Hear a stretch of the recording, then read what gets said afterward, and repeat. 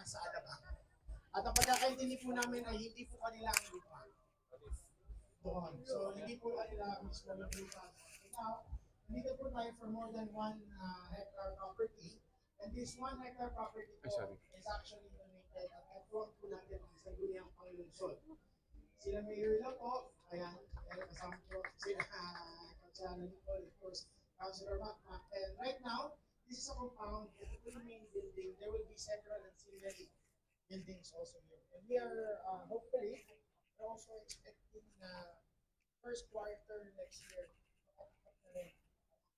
PSWP. Ayan, palakpakan naman natin. Ayan, and we're hoping na yung main na i-cater po nila dito, of course, is Batangas, Quezon, and some parts of Laguna.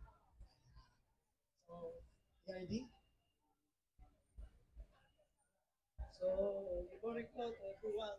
Ma'am, sir, morning po.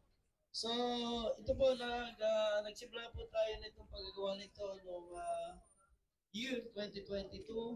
Nagkaroon po tayo ng phase 1 release, 148 million plus. So, nagawa po dito yung mga structural works po kung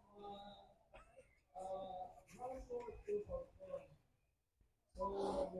So, phase 1 naman po, nag-reach to 48 million. Abante mo na. Nagawa naman po, finishing po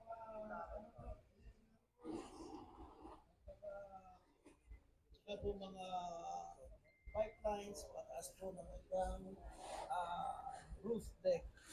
So, nung sa third release naman po, ito po yung ongoing ngayon. Gagawin na po rito yung mga finishing, mga flooring, mga time work, yung electrical fixtures, ilaw, gano'n po. Saka fire protections. So, ongoing po kami noon, ma'am. At sa 2025 po, may budget na rin po para po sa elevator, sa mga air condition, kaya makakompleto na po. At makasama rin po yung mga site development plan.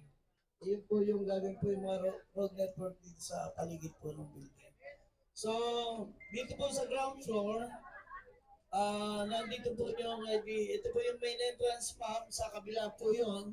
Bali, ang harapan po natin, ma'am, yung kabila. So, parang nakabaliktad po ito. So, pagpasok po natin, nandito po yung lobby, ma'am.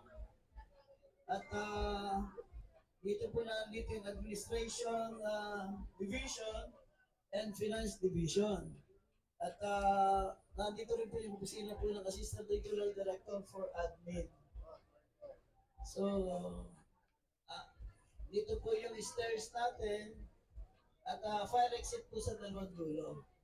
Para in case of emergency po, mabilis po makakalabas po. Sa second floor naman po, nandito rin po yung